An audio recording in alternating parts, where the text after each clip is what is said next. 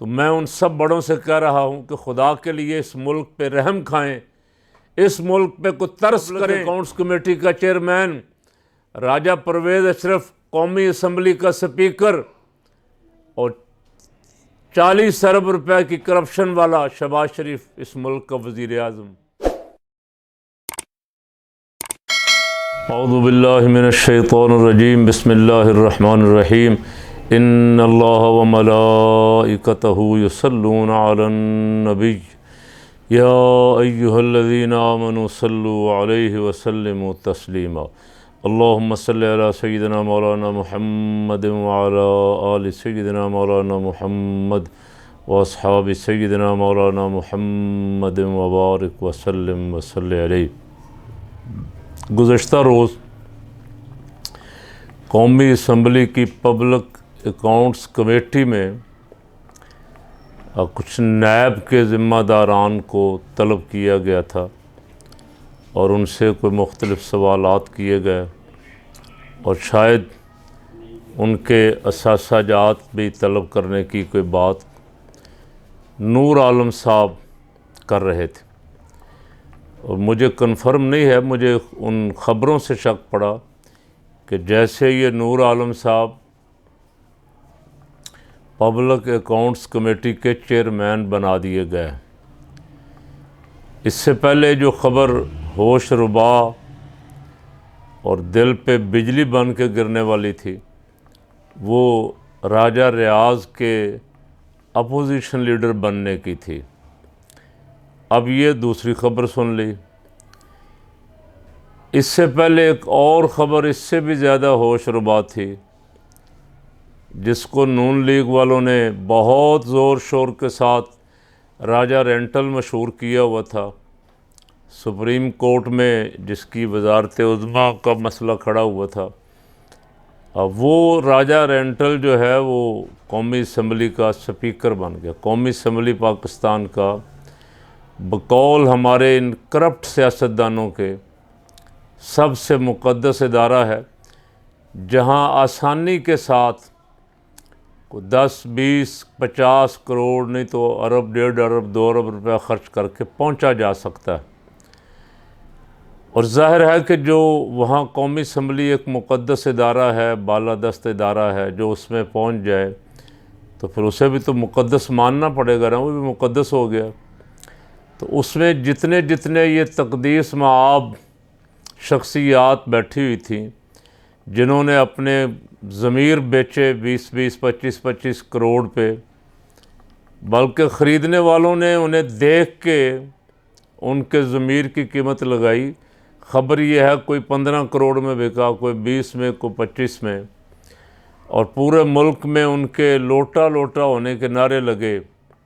जिस पार्टी से वो इंतखाब जीत के आए थे उस पार्टी ने इस्तीफ़े दे दिए, लेकिन वो 20 या 25 लोटे जो हैं वो असम्बली में इस वक्त आला ओहदों पे बराजमान, यानी अपोजिशन लीडर जो है वो वज़ीर आज़म के बाद एक बड़ा ओहदा है, और ये वज़ीर आज़म का मद्दे मुकाबला कौमी असम्बली में उसको अहमियत और वक्त वगैरह दिया जाता है, पूरा उसको पूरा प्रोटोकॉल मिलता है। पब्लिक अकाउंट्स कमेटी का चेयरमैन, पब्लिक अकाउंट्स कमेटी बड़ी पावरफुल, जिसे चाहे तलब कर ले, जिस महकमे को चाहे बुलाए, क्वेश्चन करे, सवालात करे। इन बड़ी बड़ी कमेटियों के ओहदेदार अब लोटे हैं, जिनकी पार्टी उनसे नाराज़ है। वो पार्टी सुप्रीम कोर्ट में गई हुई थी, सुप्रीम कोर्ट ने उनको डी सीट नहीं किया, कहा गया कि उन्होंने वोट का इस्तेमाल नहीं किया था। पार्टी पॉलिसी की ख़िलाफ़ वर्जी तो हुई थी। अब पार्टी लीडर का, पार्लिमानी पार्टी का आर्डर तो नहीं माना गया था। चाहिए तो ये था कोई ऐसा ज़रूरतमंदाना फ़ैसला करती सुप्रीम कोर्ट, और अगर करती तो बहुत सारे मसले ख़त्म हो जाते जो इस वक्त खड़े हुए हैं, जिनकी वजह से मुल्क रोज़ बरोज़ खसारे में जा रहा है। पब्लिक अकाउंट्स कमेटी में खड़े नूर आलम साहब फरमा रहे थे कि हम नैब के लोगों से क्वेश्चन करेंगे, इनकी जायदादें कैसे बनी हैं, इनकी प्रॉपर्टियां किस किस के नाम हैं, इनके माँ बाप, इनके बेटों, इनकी बीवियों, इनके बच्चों, इनकी बच्चियों, इनके भाइयों, इनके बहनों, सबसे सवालात हम कर सकते हैं।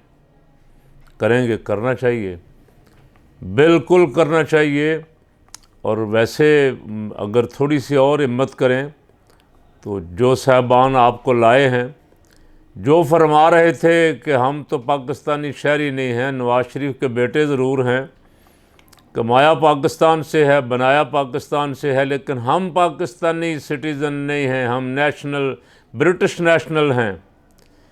तो नूर आलम साहब, उनको भी बुला कर ज़रा उनसे भी कुछ सवालात कर लें। आपने जो फरमाया कि उनके बच्चों से भी करेंगे, बीवियों से भी करेंगे, तो थोड़ी सी हिम्मत इधर भी दिखाएं ज़रा। अपने वज़ीर आज़म साहब के बेटे आप उनके बाहर बैठे हुए हैं, उनकी बहुएँ बाहर बैठी हुई हैं, उनको भी बुला के सवालात कर लें। अच्छा, वैसे मुझे तो इस पे इतराज़ नहीं कि नैब के अफसरान बुलाए जाने चाहिए, और मेरी मालूमात के मुताबिक नैब में भी बड़े बड़े करप्ट लोग बैठे हुए हैं, इसीलिए तो किसी केस का फैसला नहीं हुआ। 2 महीने, 3 महीने, 4 महीने, 6 महीने किसी को पकड़ते हैं, रगड़ा देते हैं बार्गेन करके, दोबारा पूछते नहीं हैं। कौम को भी नहीं बताते कि ये बरी हो गया है या ये ज़िम्मेदार करार दिया गया है, इसके ज़िम्मे हमने जो कुछ डाला था निकला है या नहीं निकला है। इस लिहाज से तो ये जालमाना कानून है। अगर ये इंसाफ पे मबनी कानून होता तो जिनके खिलाफ आपने शवाहिद की बुनियाद पे पर्चे बनाए, 3 महीने के ज़्यादा से ज़्यादा 3 महीने के अंदर अंदर फैसला हो जाना चाहिए था। वो प्रॉपर्टियाँ, वो जायदादें, वो दौलत के अंबार हैं या नहीं हैं, अगर वाक़यातन हैं तो उनको सज़ा हो जानी चाहिए थी, अगर नहीं हैं तो उनको बरी करना चाहिए था। उनकी कौम के सामने बेइज्जती करना, किसी इंसान की भी इज़्ज़त नफ्स पे हमला करना, उसकी बेइज्जती करना लोगों के सामने, उसको नाहक पकड़ के जेल में डाले रखना, ऐसे नाहक गिरफ़्तारियाँ करना, खौफ व हरास फैलाना किसी सूरत में रवा नहीं। और मैं ये सुन तो रहा हूँ काफ़ी देर से कि नैब इंडिपेंडेंट इदारा है, एक आज़ाद और ख़ुद मुख्तार इदारा है, लेकिन ये मैंने देखा है कि जिस दिन मरीम नवाज़ साथ पत्थर लेके गई थी और उन्होंने वहाँ पथराव करवाया पुलिस पे, उसके बाद दोबारा उस नैब ने मरीम नवाज़ को नहीं बुलाया। फिर चाहिए तो ये था कि अगर उस दिन कैंसिल कर दी थी उनकी डेट, 10 दिन बाद फिर बुला लेते, महीने बाद बुला लेते, वो केस तो किसी तरफ लगता ना। मौलाना फजलुर रहमान को नैब ने नोटिस भेजे, उन्होंने धमकी दी कि मैं 30 लाख लोगों को साथ लेके आऊँगा, मैं तुमसे निबड़ लूँगा, मैं तुम्हारी टांगें तोड़ दूँगा, मैं ये कर दूँगा, वो कर दूँगा। उसके बाद नैब की हवा निकल गई। ये कैसा इंडिपेंडेंट इदारा है? तो मेरी मालूमात ये भी हैं, शुनीद है, बहुत सारी बातें जो सुनाई दी कि जिन जिन के नैब में केसेस थे उनकी बड़ों से डील हुई, रोक दिए गए, सज़ाएं देने से रोक दिए गए कि भाई अभी ज़रा ठहरो, इनसे मामलात चल रहे हैं, अभी इनको कुछ नहीं कहना। इसलिए मौलाना को भी दोबारा नहीं बुलाया गया। मौलाना के साथ धरने पे जो डील हो गई, अब मौलाना को कहा कि चलें अब आपको नहीं पूछते, आपसे जल्दी काम लेना है, थोड़ी देर तक आप तैयारी करें। और यहाँ भी जितने पकड़े हुए थे वो सब दंदनाते फिरते हैं, वो कहते हैं जी हमारे ज़िम्मे था ही कुछ नहीं, हमारे उस वक़्त तो ये कहते थे नैब न्याजी गठजोड़ है, अब पता नहीं नैब के बारे में क्या कहते हैं। वैसे तो उन्होंने ख़त्म ही कर दी तकरीबन। नैब कवानीन में तरामीम का मकसद नैब को ख़त्म करना ही था। ये ऐसा नहीं था कि कोई से ऐसा इदारा बना दिया जाए जो इंसाफ करे, जिनको पकड़े उनके केसेस को किसी सिरे पे लगाए। लेकिन बदकिस्मती ये है, मैं तो नहीं कहता, लेकिन खान साहब ने कहा, और ज़ाहिर है वो एक आदमी 4.25 साल हुकूमत में रहा, उसने देखा होगा सारा कुछ। उसने कहा कि जहाँ ज़्यादा दर्द होना चाहिए था इन केसेस का, लूट मार वालों का, वहाँ कोई फ़िक्र और परवाह नहीं। उनके नज़दीक कोई मसला नहीं है करप्शन, और वो NRO2 या NRO3 या 4 देते रहते हैं। पहले 1 दिया, फिर 2 दिया, फिर कुछ देने जा रहे हैं। वल्लाहु आलम बिस्सवाब। तो मेरा सवाल तो उन सब बड़ों से यही है कि आपने इस मुल्क की वफ़ादारी का हलफ उठाया है। आपने इस मुल्क के साथ अगर इंसाफ न किया तो कल रोज़े क़यामत आपको जो हिसाब किताब देना पड़ेगा वो बहुत सख्त होगा, बहुत मुश्किल होगा। यहाँ तो 4 दिन बल्ले बल्ले हो जाएगी, बल्ले बल्ले भी कोई नहीं हुई। इसलिए कि एक हामी होता है तो दूसरा गालियाँ दे रहा होता है, दूसरा हामी होता है तो तीसरा गालियाँ दे रहा होता है। तो ऐसा इंसाफ करें कि सब कहें बहुत खूब, वेरी गुड, आप मुल्क के वफ़ादार हैं। ये इदारा मुल्क का वफ़ादार है। इदारा तो अल्हम्दुलिल्लाह, इदारे तो सारे वफ़ादार हैं ही। कुछ शख्सियात बदकिस्मती से ऐसी आ जाती हैं जो सारे इदारे की साख भी बर्बाद कर देती हैं। तो मैं उन सब बड़ों से कह रहा हूँ कि खुदा के लिए इस मुल्क पे रहम खाएं, इस मुल्क पे कुछ तरस करें। इस मुल्क में अब राजा रियाज, opposition leader, Noor Alam public accounts committee का चेयरमैन, राजा परवेज़ अशरफ कौमी असम्बली का स्पीकर और 40 अरब रुपए की करप्शन वाला शहबाज शरीफ इस मुल्क का वज़ीर आज़म।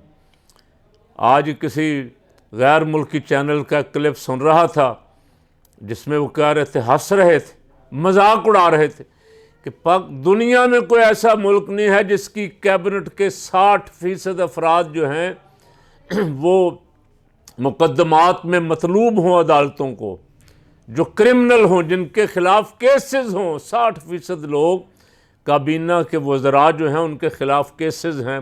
कोई गैर मुल्की इदारा कह रहा था और मजाक उड़ा रहा था।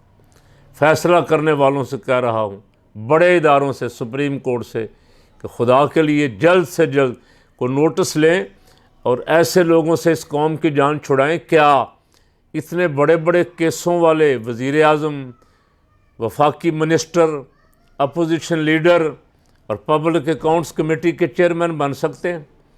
छोटा सा चोर तो पुलिस ही उसकी जान नहीं छोड़ती। कोई मोबाइल चोर हो, कोई साइकिल चोर हो, कोई मोटरसाइकिल चोर हो, और पुलिस उसको क्लियर ही नहीं करती, सर्टिफिकेट, करैक्टर सर्टिफिकेट ही नहीं देती। यहाँ इनको करैक्टर सर्टिफिकेट किसने जारी किए हुए हैं जो बड़े बड़े ओहदों पे बराजमान होकर पूरी कौम का मजाक उड़वा रहे हैं। अल्लाह इस कौम पे रहम फरमाए और कोई ऐसा मर्द कलंदर इसको अता फरमाए जो आके इन सब को गर्दन से पकड़ के इनका जो असल मकाम है वहाँ इन्हें पहुँचा दे।